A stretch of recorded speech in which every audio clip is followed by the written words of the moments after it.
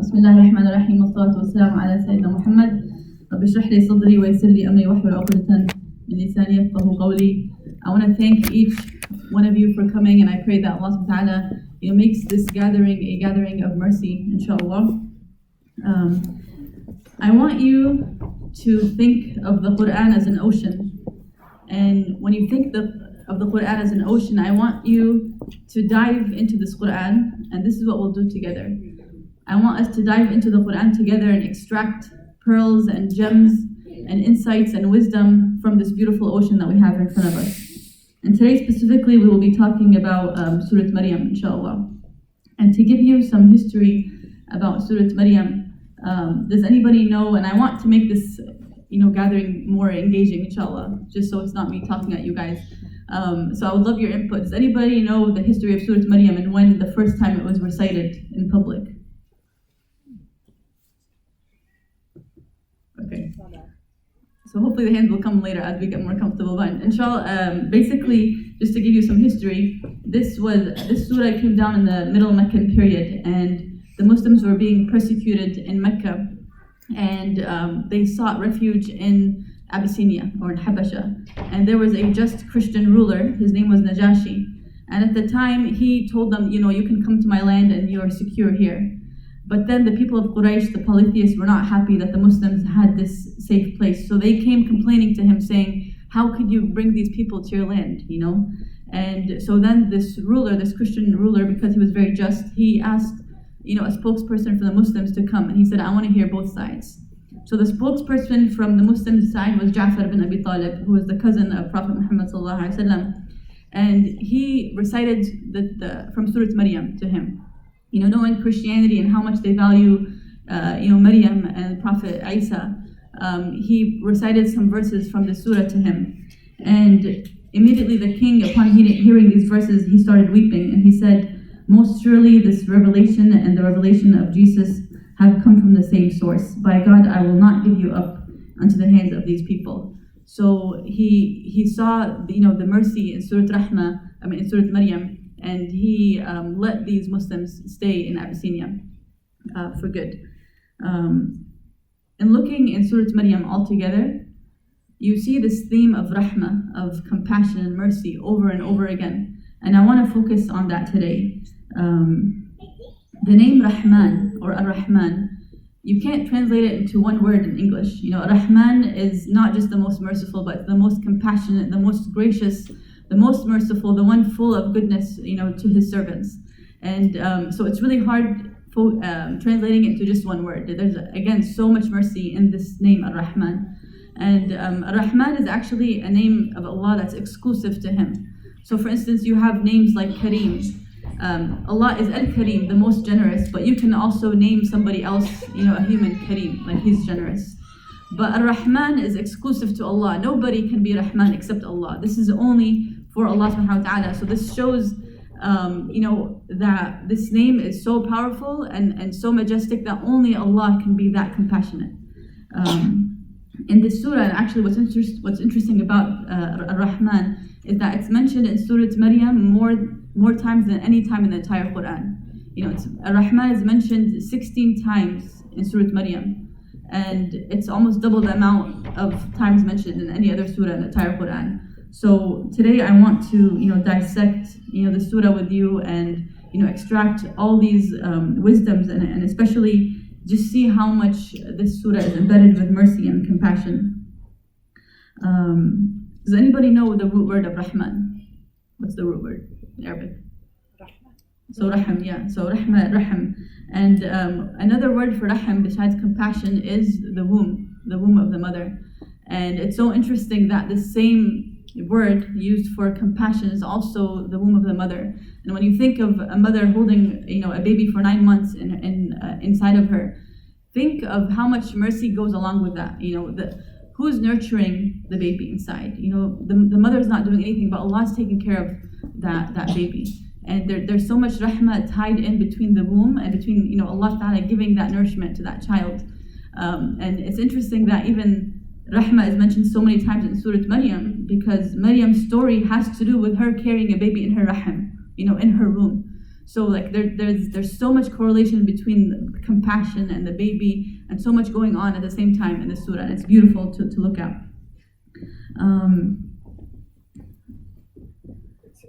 Also, when you think of the womb, like the womb is the place of mercy. And when you think of the place of mercy, like Allah is the ultimate place of mercy. We think of the womb as something grand, and the mother, so motherly to her child. And this reminds me of a story of the Prophet ﷺ. One time he was sitting with his companions, and a mother walked by, and she had grabbed her baby, and she started right away breastfeeding the crying baby. And he looked at his companions and he said, "Do any of you think that this mother will throw her baby in the fire?" And they looked at him and they said, "No, by Allah, she would never do that." And he said, "Allah is more merciful to her servants than this mother is to this child."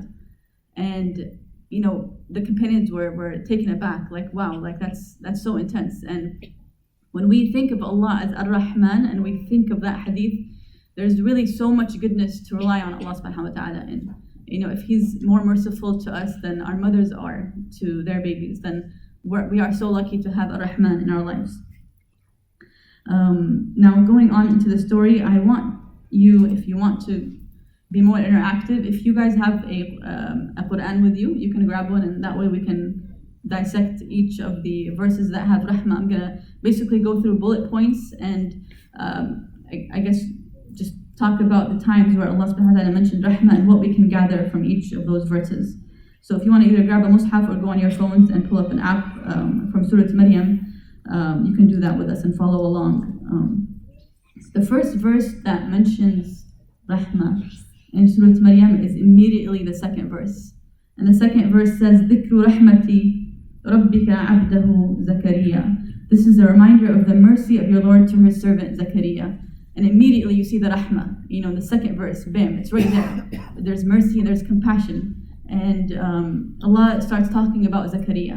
And Zakariya's story, basically he was a righteous prophet and he was in old age. His wife couldn't have kids.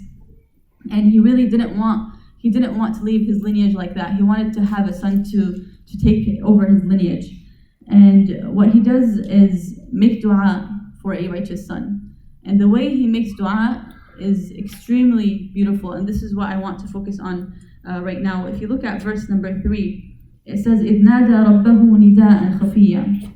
And the translation is, as he called to his Lord in a private supplication. And the word khafiya here means like in a private, quiet, almost whispering manner. And this tells us that Zakariya knew that Allah subhanahu wa ta'ala is that close, that if I was maybe close, right next to Zakariya, right here, maybe I wouldn't even hear his dua to Allah. But he's whispering it so in such a low voice, and he's so confident that Allah can hear him, even while he's whispering, khafiya, in such a low, private manner. And this also reminds me of when the companions came to the Prophet ﷺ one day, and they asked him, is our Lord, is he close so we can, supplicate to him quietly, or is he far where we have to actually call upon him? And this is when Allah sent down the verse in Surah Al-Baqarah, that says, وَإِذَا سَأَلَكَ عِبَادِي عَنِّي فَإِنِّي قَرِيبٌ. When your servants ask about me, I am near. And what's also interesting about this verse is that a lot of times when the Sahaba would ask the Prophet questions in Islam, the revelation would come. It says, when your servants ask about me, say this, قُل this. When they ask about you this, قُل, say this. When they ask about this, say this. But in this specific ayah, when it says, when they ask if I'm near, there's no qul. He says, I am near. Like, bam, instantly. You don't need a mediator between you and Allah subhanahu wa ta'ala. You're that close to Him. He's that close to you that you don't need anybody to intercede between you and Allah. He's right there. And the wording of that ayah is so beautiful, and this is something that Zakariya embodied. He knew that Allah was that close, and he knew that he could just whisper his call to Allah subhanahu wa ta'ala. And going to verse 4, قال رب إني وهن العظم مني واشتعل الرأس شيبا ولم أكن بدعائك رب شقيا. He says, my Lord, my bones are weak and my hair is gray, and I have never left without blessings when I've called upon you.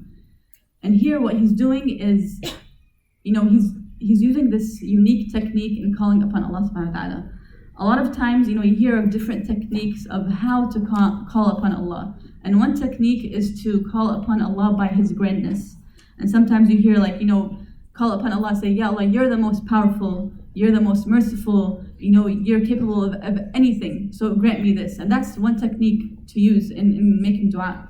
But another technique, which is extremely humble, and what Zakariya did, was that he called upon Allah through his own weaknesses. And he came to Allah with extreme vulnerability, with openness, showing his own weaknesses. Like, he was not ashamed to be who he really is to Allah subhanahu wa ta'ala. And he showed himself completely, like an open book. And he came to him with his weaknesses. He says, I'm weak, my hair is gray, my wife cannot have kids, but I want, even though there's so many obstacles and I'm so weak and I have all these flaws, I'm asking you, right now. And sometimes, like, when we're fearful or we're skeptical about coming to creation, when you're in need and like you know that you're weak in one point and you need help, when you come to the creation, sometimes you're fearful and you're almost ashamed and you're like, should I be vulnerable? Should I not? And you're afraid of their response. But with Allah, you have no shame. Like, you know that Allah, no matter how many flaws you have, He will accept you and He'll be there. And the one place that you have a safe place is with Allah subhanahu wa ta'ala. And Zakariya knew that, and you see that in the way he is calling upon Allah subhanahu wa ta'ala through his own weaknesses. And this also reminds me of the Prophet sallallahu alaihi wasallam. One time Aisha, his wife, was asked, what was the hardest time on the Prophet sallallahu alaihi wasallam? Does anybody know the answer? What she said? What was the hardest time in his life? Ta'if, yeah, the time of Ta'if. So Ta'if is a city nearby Mecca. And in early Islam, the early stages of Islam, the Prophet ﷺ went alone to call upon these people, to call them to Islam, to the oneness of Allah subhanahu wa ta'ala. And immediately these people shunned him. And he came back to Mecca bleeding. Kids had stoned him. And he came back bleeding. He was alone. He was fearful. He had nobody but Allah. And in this moment, he calls upon Allah. And until now, we have this beautiful dua. And he says, Allahumma inni ashku ilayka dha'fa quwwati. I am complaining to you the weakness in my strength. And like, imagine this, like the weakness in my strength. He's saying basically, I have no strength left. I'm weak. And he's coming to Allah the same way Zakariya did, complete vulnerability. This is who I am, and accept me. And this is a way to get your dua mustajab, answered. And this is something we can all learn from through Zakariya's dua and through the Prophet ﷺ's dua at that time. What's also beautiful is that Zakariya saw so many physical obstacles in his way. His wife can't have kids. He's extremely old. He's weak. And even though he saw all these obstacles, he still made dua. Because he knows, what? Allah is capable of anything. So even though I'm seeing all these physical obstacles, I know Allah can do anything. And then as the next verses come, and when the angels reply, they say, Ya Zakariya, inna nubashiruka bi ghulamin ismuhu Yahya, lam naj'al lahu min qablu samiyya. And his reply is, قال ربي أنى يكون لي غلام وكانت امرأتي عاقرا وقد بلغت من الكبر عتيا. And when the angels reply and they say, Zakariya, we've come to you to give you the good news of a son who shall be called John, or Yahya. And then he replies and says, how can I have a son knowing my wife can't have kids? And what's amazing here is that even though he asked for this, he's still amazed. He's like, whoa, like, how did that even happen? Like, even though he specifically asked for this, and when he got it, he was still amazed. And that shows that even he saw physical obstacles, but he had hope in Allah, and he didn't let those physical obstacles prevent him from making that dua. And this is something we can all learn from. And then now moving on to Maryam's story.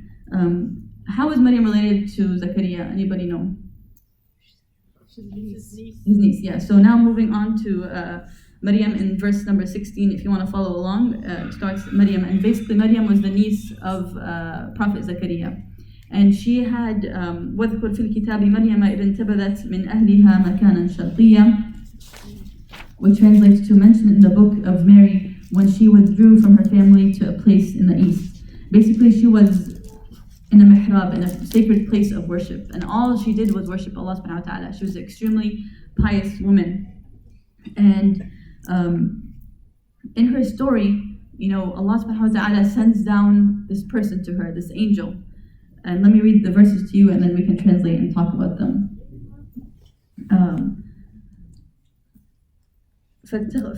Allah says in verse number 17, فاتخذت من دونهم حجابا فأرسلنا إليها روحنا فتمثل لها بشرا سويا قالت إني أعوذ بالرحمن منك إن كنت تقيا قال إنما أنا رسول ربك لأهب لك غلاما زكيا قالت أنى يكون لي غلام ولم يمسسني بشر ولم أك بغيا قال كذلك قال ربك هو علي هين ولنجعله آية للناس ورحمة منا وكان أمرا مقضيا. So basically, this angel comes to her in the form of a man and tells her, I'm sent to you to give you the gift of a pure boy. And she said, how can I have a son? She says in surprise, when no man has ever touched me and I'm not a wicked woman. And so it will be, he answered, for your Lord says, that's easy for me. Your son will be pointed as a sign for people and as a source of mercy. Again, rahma, you see the word rahma, for all. So, here is Maryam alone. She's a pious woman, and Allah has, given her this huge test. It's honorable, but it's also huge. She's alone, she's pregnant, and she's about to have a son, but she was never married, and she did nothing wrong. And she's extremely alone. She's in this place of hardship, and she has no one to turn to but Allah subhanahu wa ta'ala. And it's at this point in verse number 23, where she says, قالت يا ليتني مت قبل هذا وكنت نسيا منسيا. I wish I was never born. I wish I was never created. I wish I was nothing. And it takes a hard place for you to be in, for you to wish that you were never even born. Can you imagine? I mean, you might even know people now who have said, maybe they have a huge trial in front of them, and maybe they're going through extreme hardship that they tell you, I wish I was never born. I wish I wasn't alive. And Allah is showing us that this is a human nature. This is something natural. This feeling to have when you're in extreme hardship. You wish that, I don't even. Go ahead. No, but finish your thought. That I don't even want to be here right now. I was gonna say, when I've heard this before, and I don't know if people have thought about this. She's so depressed after childbirth that it's a good reminder about postpartum depression. Mm-hmm. A lot of people dismiss that postpartum depression as just a woman thing, and it's not. So I just think we should also reflect upon that women do get depressed, and it's difficult after childbirth. And I'm not saying that this was going on with Maryam, we don't know. But I just think it's a good reminder that after childbirth, a woman needs support. And some women do go into a deep depression to the point that they feel they want to die. It's a very real thing. I completely agree. That's a great point. Thank you for pointing that out. And actually, that's going to my point similarly.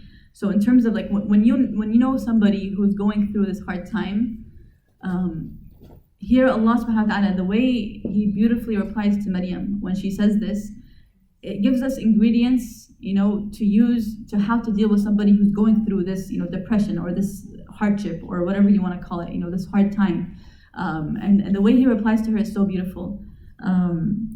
It's like taking her with open arms and helping her out from this misery, basically. So after she says this, Allah subhanahu wa ta'ala says, فَنَادَاهَا مِن تَحْتِهَا أَلَّا تَحْزَنِي. Even the wording here is beautiful. He calls her from under her. Sometimes when you're in a place of hardship and then you seek help from somebody who's not going through hardship, sometimes it's hard for them to see to your level, to come to where you're at in your thoughts. But here Allah knows, and He sent her somebody from under her, as if somebody is coming down to her level, to understand her, where she is in her thoughts right now. فَنَادَاهَا مِن تَحْتِهَا أَلَّا تَحْزَنِي. And most scholars agree that this was an angel who came under her to comfort her. Some scholars have said that this was her son Isa, but most have agreed upon that this was an angel actually. So this angel comes to her and says, لا تحزني قد جعل ربك تحتك سريا. Don't grieve, don't be upset. Allah subhanahu wa ta'ala, and He gives her glad tidings, has created a river flowing under you, a streaming river flowing under you. And this is from verse number 24. And what's interesting here is that He says, أَلَّا تَحْزَنِي. like, don't be upset, don't grieve. And he's like consoling her, and then he gives her this glad tiding, of the river. And what does water do? Water quenches your thirst. Water is hope, and when he gives her this hope, it's like slowly dragging Maryam out of the hardship she's in. It's like a good step in the right direction. And the first thing is he sent her company. He tells her, I'm here for you. Don't grieve. And then he quenches her with water. And then the next thing is interesting. He gives her an action item. And he says, وَهُزِّي in verse 25, وَهُزِّي إِلَيْكِ بِجِذْعِ النَّخْلَةِ تُسَاقِطْ عَلَيْكِ رُطْبًا جَنِيًّا. That, shake the palm tree and you'll get ripe dates, to you, straight to you. And what's interesting is that, Allah could have easily just given her dates without her doing anything. Allah is capable of anything.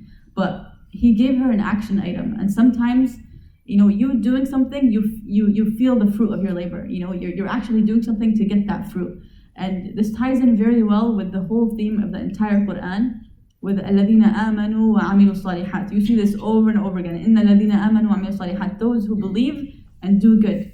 So, belief is always coupled with action. And you see that with Maryam right now. Like, she believed in Allah. She believed that this is a test that she has to, overcome. But she had to do something about it. And even as simple as shaking the palm tree. And sometimes when you're in a hard place, if you're given an action item that's easy to do, but it's giving you hope at the same time. It's almost symbolic, just like shake the date of the palm tree and you'll get this fruit. Go ahead. So I don't know if anyone's ever seen a palm tree. It's not easy to shake, right? So this, subhanAllah, I was actually listening to a sheikh, and he said that this is part of our yaqeen. So she didn't question Allah, right, and say, how can I shake a palm tree? Or I can't do this, Allah, like, why are you asking me to do this? Or, I'm in the middle of this, pain, and, this is part of, like, it's part of the test, right? Mm-hmm. Like, it's like you said, Allah subhanahu wa ta'ala could have very easily just given her the dates and she wouldn't have to, but it's that step that's required after faith, mm-hmm. after yaqeen, that we have to do without question, and just know, like, the dates will come. But we can't just sit there and say, okay, they're going to come from the sky. Yeah. But, it's not an easy task. I mean, I don't even think any man can shake a palm tree, let alone a woman, who is in this condition. Just gave birth, So, I mean, he highlighted that point. I just thought it was interesting. I think that kind of reminds us, too, that the result, that Allah subhanahu wa ta'ala is not judging us on the results. Mm-hmm. The results are on Him. Mm-hmm. And the action is on us. So we have to take that first step. Kind of, see the correlation with, like, Prophet Ibrahim alayhi salam with Ismail when he told him to slaughter his son. Follow the command. The result of that command is on me, from Allah subhanahu wa ta'ala. Same thing, Hajar, when she's asking Ismail, Ismail and her are trying to find water, right? Who would have known that water would have come out of the ground, right? It's just that the first action is on us, and then the result, leave that up to Allah subhanahu wa ta'ala. Exactly. Thank you for your input. And I was actually going to mention also, you mentioned a few, but also even Musa, when the people are behind him and he's in front of the Red Sea, Allah tells him, just take your staff, your stick, and strike the sea, and it will open up for you. And Musa could have been running, and right away it just opens up, and he's free. But again, like you said, like Allah told him, do something about it, and it's just a symbolic thing that where you're trying, and like you said, the result is on Allah subhanahu wa ta'ala. So it's beautiful. And then the next thing after this action item is Allah subhanahu wa ta'ala in verse 26 tells her, فَإِمَّا تَرَيِنَّ مِنَ الْبَشَرِ أَحَدًا فَقُولِي إِنِّي نَذَرْتُ لِلرَّحْمَنِ صَوْمًا فَلَنْ أُكَلِّمَ الْيَوْمَ إِنْسِيًّا. And he tells her that when you see anybody, tell them, I have vowed to, I'm fasting for the most compassionate. And again, you see Ar-Rahman mentioned again, and you see again Ar-Rahman mentioned, and she's calling upon Ar-Rahman for the second time in these verses, and she's saying, I'm fasting for him from talking. And what does this show us? That if you have Allah on your side and you're doing the right thing for Allah, it doesn't matter what society thinks. You don't have to explain anything to anybody. And this is what he's telling Maryam. You may have the entire society against you, but if Allah's on your side and you're following the most compassionate, then don't worry about them. Don't even explain yourself to them, And that's something that we can learn from, ourselves. If we're doing the right thing and we have Allah on our side and we're following, Ar-Rahman, then don't worry about the people. So these guidelines, again, and just to highlight, if you know somebody's struggling, like the first thing is to send someone to them, give them company and get to their level. Try to understand them from their level and console them, give them hope, give them an action item that can produce some more hope for them, and tell them to follow Allah subhanahu wa ta'ala, to follow Ar-Rahman, to have hope in the most compassionate, and don't worry about the people and what they're going to say as long as you're doing the right thing for Allah subhanahu wa ta'ala. The next story I want to transition into, where it mentions Ar-Rahman, is the story of Ibrahim alayhi salam. And this verse starts at verse number 41. وَاذْكُرْ فِي الْكِتَابِ إِبْرَاهِيمَ إِنَّهُ كَانَ صِدِّيقًا نَبِيًّا. Mentioned in the book of Abraham, for he was an honest man and a prophet. Now in these verses, Ibrahim is calling upon his father, and he was in this place where they were idol worshipping, pretty much. The entire town was full of idol worship, including his father. And he was trying to advise his dad to the oneness of Allah subhanahu wa ta'ala. And he's almost crying to his father in these verses, and he's saying, إذ قال لأبيه يا أبت لم تعبد ما لا يسمع ولا يبصر ولا يغني عنك شيئا يا أبت إني قد جاءني من العلم ما لم يأتك فاتبعني أهدك صراطا سويا يا أبت لا تعبد الشيطان إن الشيطان كان للرحمن عصيا يا أبت إني أخاف أن يمسك عذاب من الرحمن فتكون للشيطان وليا. To translate this, he says, My father, why are you worshipping things that can neither hear nor see and can not bring you any benefit at all? My father, some teachings have come to me that haven't reached you, so follow me and I will guide you.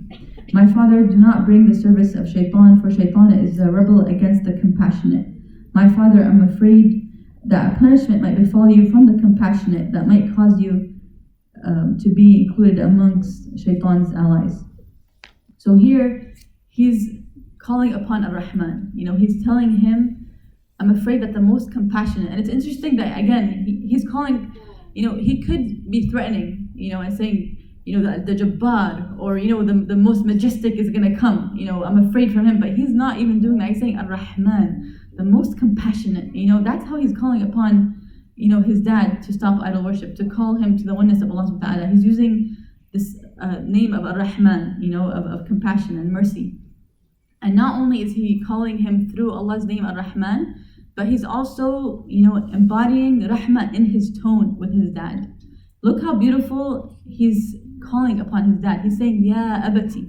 You rarely hear this in Arabic these days, Ya Abati, like, oh my dear father, pretty much. That's what the translation is. It's such a beautiful, humble way of calling his dad, and he's saying it over and over again, Ya Abati, Ya Abati, Ya Abati. And so not only is he calling him to come to Ar-Rahman, but he's displaying Rahmah, mercy in his tone with his father. So he's showing us, like, when you see wrong, and you're trying to call somebody to the compassionate, look at yourself. Like, are you calling upon them in the most compassionate way? And this is a reminder to myself first and foremost. Sometimes we're quick to, like, what are you doing? Like, Allah's gonna judge you. But then when you remember Ibrahim and his tone with his father and calling to Ar-Rahman, the most compassionate and the most merciful of ways, this is something that we need to embody ourselves. And then when you when he tries, and then his father threatens him, and he says, if you don't stop, preaching to me, I'm going to stone you. So pretty much he stops, right?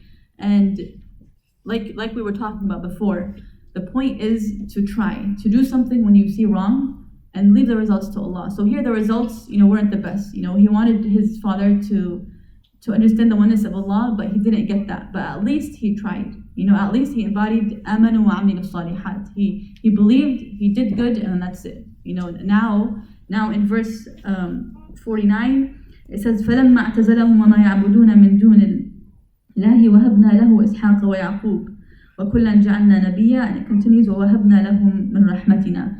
So he's saying that when he left them, when he left this environment of idol worship, then we granted him, this righteous offspring of Isaac and Jacob, Ishaq wa Yaqub, and we gave him from our rahmah. Again, like you're seeing this theme of rahmah over and over again in the surah, from our compassion.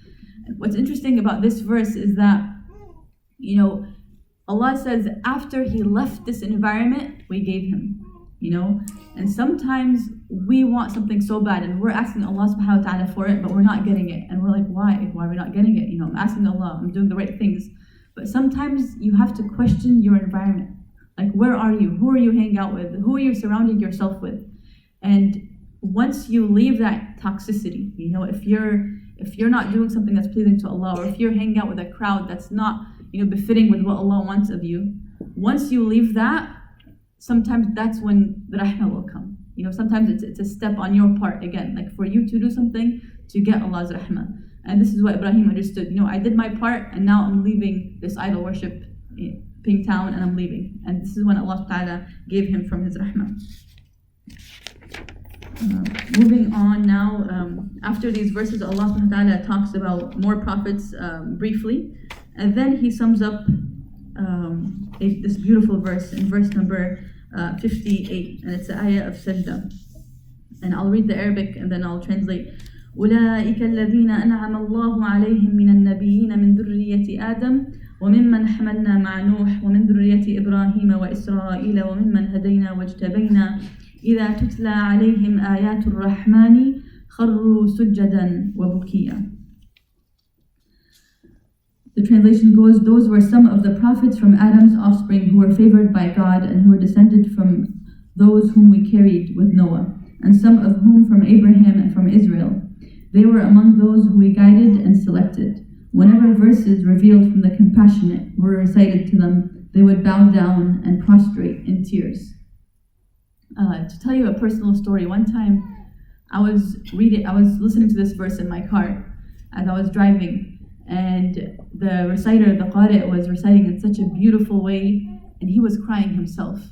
And he would recite the verse and pause and go back and recite the verse, and it was just this moment of like awe, and it was like a spiritual moment of him getting affected by this verse. And this verse is talking about the prophets, and not just the prophets, but also the righteous and the people who Allah guided. And it's saying that when they hear the verses of Ar-Rahman, again the compassionate, they immediately prostrate in tears. They're so affected that they can't handle themselves. It hits them hard, and they're crying, and they just are flying into sujood almost. So when I was listening to this verse, and I'm listening to this qari and this reciter weeping, I wasn't crying, and I was like, what's wrong with my heart? Why is my heart so hard? What happened to me? Like, what happened to us? Like, Allah's talking about these righteous people, these prophets, and even people after these prophets that were righteous and guided, and they cried. Why am I not crying? Why am I not affected? What happened to us? Why don't we prostrate right when we hear the ayat of Allah subhanahu wa ta'ala, of Ar-Rahman? And the answer to my question was in the next verse. In verse 59, Allah says, فَخَلَفَ مِن بَعْدِهِمْ خَلْفٌ أَضَاعُوا الصَّلَاةَ وَاتَّبَعُوا الشَّهَوَاتِ فَسَوْفَ يَلْقَوْنَ غَيًّا. After them came generations of people who missed their prayers. They forgot their prayers, and they followed their own desires. And I was like, wow. I paused right there in my car, and I was like, this is the answer. Like, this verse was describing myself and our ummah. Like, this is where we are right now. We literally have taken what Allah Ta'ala has told us to do and did the opposite. Allah tells us, don't follow your nafs, don't follow your desires, control your desires, and pray. Have that sila with Allah Ta'ala, that connection, 5 daily prayers. But we have done the complete opposite. We've ada'u salat. The word ada'u, like, they not only do they miss it and forget it, but it's almost like they abandoned it. Like, we're like, that's it. Like, our prayers are nothing anymore. And what's the most important thing? Our desires have become the most important thing. What does me want? My nafs. We've become greedy with ourselves. So Allah subhanahu wa ta'ala, from His mercy, and again He's mentioning Himself as Ar-Rahman in these ayats, from His mercy, He's giving us tools, He's giving us tools to go back to Him. He created us, and He knows how our heart is going to be happy. How will my heart be alive? Through salah, through connection, and through controlling my desires. But when I'm doing the opposite, then of course my heart is going to be hardened, no doubt. And this was a reminder, it served as a huge reminder for myself to hold on to those prayers and to Allah subhanahu wa ta'ala has asked us to. And then Allah says that except those إِلَّا مَنْ تَابَ وَآمَنَ وَعَمِلَ صَالِحًا, except those that they repent and then they do good. And again, you see that belief, you're believing that you're doing something wrong, questioning yourself, and then doing good, وَعَمِلَ صَالِحًا, that Allah ta'ala will give them the jannat. And what kind of jannat? What kind of paradise? And this is in verse 61. جَنَّاتِ عَدْنٍ الَّتِي وَعَدَ الرَّحْمَنُ وَعِبَادَهُ بِالْغَيْبِ. Again, Ar-Rahman. Which jannat are we talking about? Which heavens? The heavens that Ar-Rahman, the most compassionate, has promised His servants. And I want to pause here and ask you one thing. What if Allah subhanahu wa ta'ala just put us on this earth and said, find your way? Have any of you seen the Hunger Games or read the Hunger Games, that series? Anybody? Yeah. Show of hands. Yeah, okay, survival of the fittest. So basically, for those who don't know, Hunger Games is a series, a book series or a movie where pretty much these people are put in the middle of nowhere in these woods, and it's like survival of the fittest. It's like no guidelines, just survival of the fittest, and they say the odds are in your favor. You know what? You do yourself and try to get out of it. There's no guidelines, nothing. Imagine if Allah had done that to us. Imagine if Allah placed us on this earth and said, you know what? Good luck. That's it. But out of His rahmah, His compassion, Ar-Rahman, He gave us specific guidelines of how to survive. Like specifically, the Quran is our guideline. There's so much. The 5 daily prayers is our guideline. The fasting is our guideline. Like He didn't just tell us, you're here and that's it. But He's actually, from His rahmah, giving us specific ways to go back to Him. And not just that. In the Hunger Games, there's one person who makes it, right? But then here, we can all make it. We can be with the prophets. Allah doesn't tell us that's not possible. It is possible. And it's not just one person's victorious. It's all of us can be victorious. And that's, again, out of His rahmah. There's so much mercy in the Quran, and specifically in the surah, that we can extract together. To go on, I'm going to go towards the end of the surah. If you want to jump with me to starting from verse 85. And we'll be talking from verse 85 to 95 right now. In these 9 verses, Ar-Rahman is mentioned 6 times. And what's interesting about these verses is that Allah is talking about the idea of Him having a son and how people believe that He has a son. So I'm going to read to you these ayat in Arabic, and I'll translate, then we can discuss them. Allah subhanahu wa ta'ala says from verse number 88, وَقَالُوا اتَّخَذَ الرَّحْمَنُ وَلَدًا لَقَدْ جِئْتُمْ شَيْئًا إِدًّا تكاد السماوات يتفطرن منه وتنشق الأرض وتخر الجبال هدا أن دعوا للرحمن ولدا وما ينبغي للرحمن أن يتخذ ولدا إن كل من في السماوات والأرض إلا آتي الرحمن عبدا. So in these verses,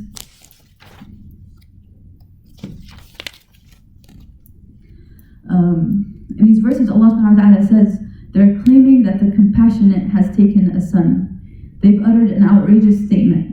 It's as if the skies are ready to explode, as if the earth is ready to crack apart, as if the mountains are ready to crumble to pieces, that they should call for the compassionate to take a son. It's not conceivable for the compassionate to take a son. There isn't a single being in the heavens nor on the earth except that it must come as a humble servant to the compassionate. As I was reading these verses, I saw, as I was reading the surah, Rahmah being repeated over and over again. But this is the first time in the surah where it's repeated so consecutively, Ar-Rahman, Ar-Rahman, Ar-Rahman. And it's repeated when He's talking about, how atrocious is it that they're saying that Ar-Rahman can have a son. Where did this son come from? And He's, denying it. He's saying, how could they even utter that word? And He's almost like, outraged by this thought. And to me, I was like, I understand that, but it's interesting that He's using Ar-Rahman again, over and over again. And sometimes, one could think, why wouldn't He say the majestic? The majestic can't have a son, but He's using the compassionate. And again, when you go back to Ar-Rahman, we said Ar-Rahman is exclusive to Allah subhanahu wa ta'ala. Only Allah can be the compassionate. And we see so much grandness and compassion. Sometimes there's more grandness and compassion than majesty. Does that make sense? And Allah is so compassionate, so Rahman, that how can He have a son? It's exclusive to Him. So that's what He's saying. For me, when I was reading this surah, I kind of wanted more. So I called an older friend who's a professor at a university, and she teaches Islamic studies in the DC area. And I asked her, because she loves reflections, and I asked her, what do you think of these verses? Why does Allah continuously call Himself Ar-Rahman so consecutively in the verses that, when He's saying, I don't have a son? So she reminded me, she said, remember what this surah is. This surah was read to the Christian ruler, right? And she said that this surah, in general, when Christians are interested in Islam, they read Surah Maryam, because they relate to it. Maryam, is an honorable woman in their faith and in our faith. We have so many similarities, and Surah Maryam bridges those similarities, together. And so she said, look at it from that angle. And she said one day she was talking to to a friend, and that friend is Christian, and they were, having this dialogue of does God have a son? Does He not?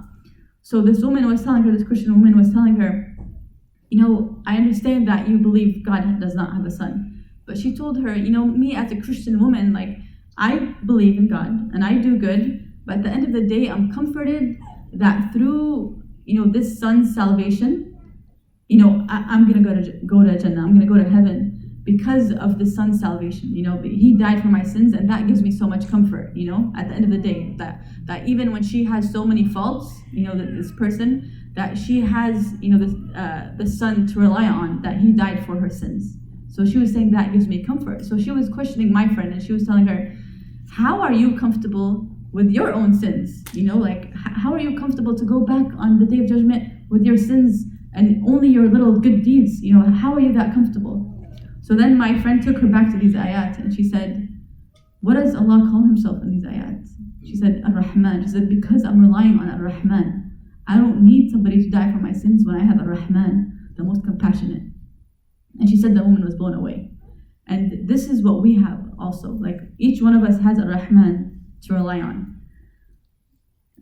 To tell you a personal story about verse 95, it says, وَكُلُّهُمْ آتِيهِ يَوْمَ الْقِيَامَةِ فَرْدًا. And every one of them, the people will go back to Allah subhanahu wa ta'ala alone. I have a daughter named Maryam, and I was with her. She listens to Surah Maryam almost every day. So about 2 months ago, and it was right after my grandma, may Allah have mercy on her soul, passed away, I was sitting with my daughter Maryam, and I was listening to Surah Maryam. And at the time, I was in a dark place because my grandma had just passed away, and I was thinking a lot of the grave. When you bury someone, you can't help for the next week or 2 or months sometimes. You just start thinking of the grave, and you're going to be alone. And I was in this fear of how am I going to go back to Allah with all these sins and all my shortcomings, and I just couldn't fathom being alone in the grave. And then I heard this verse, وَكُلُّهُمْ آتِيهِ يَوْمَ الْقِيَامَةِ فَرْدًا, we'll all go back to Allah alone, and I was extremely scared. And this verse made me imagine me alone with the weights of sins on me. And in that moment of darkness and loneliness, I called my friend and I told her, I am so scared right now. I just heard this verse and I feel so dark and so alone. And she told me, okay, Samia, look, go back 2 verses. Just read the 2 verses before that ayah and tell me what you read.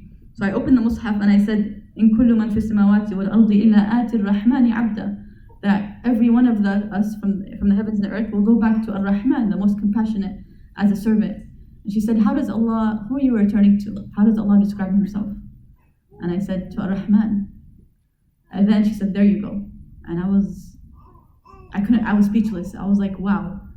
And in that moment, that verse that I was so scared of became my sole comfort. And until now, alhamdulillah, that Allah described Himself as Ar-Rahman.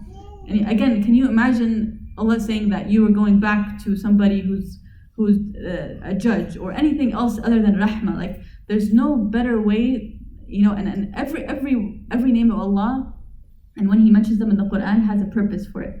And there's a purpose for him calling himself Ar-Rahman in this specific ayah. When you're alone, don't be afraid, because who do you have? Ar-Rahman, the most compassionate. And how beautiful is it that Allah, gives us this characteristic of him, that we have this to rely on. Allah subhanahu wa ta'ala is Ar-Rahman, and alhamdulillah, that's one of the most comforting things we have in Islam. And if you think about it, on the Day of Judgment, who would you want to judge you? If you could pick anybody to judge you on the Day of Judgment, would you pick your spouse? Would you pick your kids? Would you pick your mother, your father, your best friend? I think all of us could agree that we would want Ar-Rahman to judge us and nobody else. And that's something that we can all agree on. And alhamdulillah, that's a huge blessing that we have Ar-Rahman in our lives. And I'm going to end with the final verse that mentioned Ar-Rahman, and it really ties down the theme of the entire surah. And it says in verse 96, إِنَّ الَّذِينَ آمَنُوا وَعَمِلُوا الصَّالِحَاتِ سَيَجْعَلُ لَهُمُ الرَّحْمَنُ وُدًّا. Those who believe and do righteous deeds, Ar-Rahman will bestow love between them. How beautiful. Like, he just tied down الَّذِينَ آمَنُوا وَعَمِلُوا الصَّالِحَاتِ from Zakariya, who believed and did good, to Maryam, to Ibrahim, and to us. If we do that, Allah will bestow love between us. And not just Allah, Ar-Rahman, the most compassionate.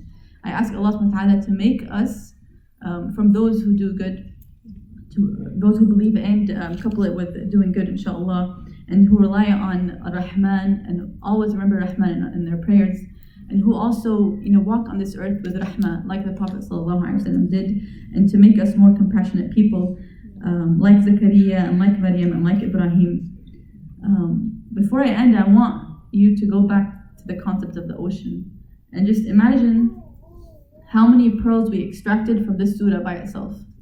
We have 113 other surahs that we can tap into and extract gems and pearls from. And it's up to us to dive into them. We have this ocean, this Quran, this guideline, like we said, and it's up to us to dive into it. And this is something you can do alone. This is something you can do with a group. And I urge myself and I urge all of you to not let this guideline, this book of guidance just sitting there on our shelves. It's something that we can dive into and extract so many things from. And even this surah right now, I talked for 30 minutes, and all I focused on was just the times that he mentioned rahmah, mercy. Imagine if I focused on anything else, or if we focused on anything else together, how many more gems we could have, gotten just from this one surah. So again, this is advice to myself and to all of you to dive into the Quran more and to rely on the most compassionate and to be thankful. And I hope that inshallah you benefited. If any of you have any questions, please feel free to ask and we can discuss more inshallah.